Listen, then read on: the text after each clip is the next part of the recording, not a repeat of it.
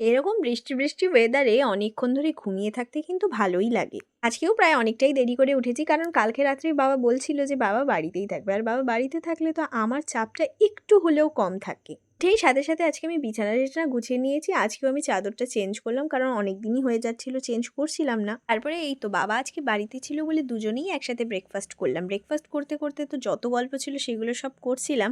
আর বাবা আমাকে দেখাচ্ছে এই যে আমি দুধ চা খাই এইজন্য আমার জন্য এতগুলো দুধ নিয়ে এসছে। আমার বাবা অন্য কিছুতে কমই রাখুক না রাখুক কিন্তু খাওয়াতে কোনো সময় কোনো দিক দিয়েই কম্প্রোমাইজ করে না।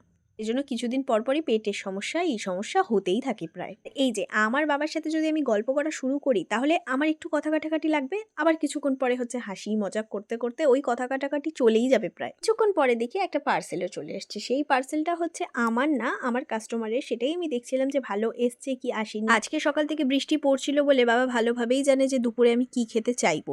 সেজন্য আমাকে না বলেই রান্নাটা শুরু করে নিয়েছে। আর বৃষ্টির দিন হলে আমাকে তো খিচুড়ি খেতেই হবে। খিচুড়ি না খেলে মনে হয় আমাকে ঠাকুর পাপ দেবে। এমন হাবভাবটাই আমি করি। আমাকে যদি কেউ বিরিয়ানি আর খিচুড়ি সামনাসামনি রেখে দেয় বলে কোনটা খাবি? আমি কিন্তু খিচুড়িটাই নেব। মানে আমি জানি না কেন আমি এরকম। আমি কিন্তু ছোটবেলা থেকেই আমি খিচুড়ি বেশি পছন্দ করি এই বিরিয়ানি-টিরিয়ানির থেকে।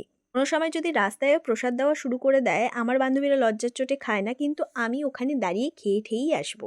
কারণ এই যে আমার খিচুড়ি যেই হারে পছন্দ আর কি বলি। তারপরে এই যে যাবতীয় কাজ-টাজ করে আমি স্নান-টান করে এসেই অনেকক্ষণ ধরে বসেছিলাম। আবার বাবার সাথে গল্প করছিলাম। তো বাবাকে বললাম যে, "তোমাকে চা বানাতেই হবে। আমি আজকে আর বানাতে পারব না।" তো বাবা চা-টা বানিয়ে দিল। বাবার সাথে গল্পও করছিলাম আবার। আর কোনো কিছু করার নেই কারণ আজকে বেরও হবো না ভেবেছি। চা খেতে, খেতেই দেখি ঘরের থেকে তো সেরকম আকাশটা বোঝা যাচ্ছিল না। তাও ভালো লাগছিল। তাই ভাবলাম যে যাই তো একটু বাইরে গিয়ে দেখে আসি। ও মা!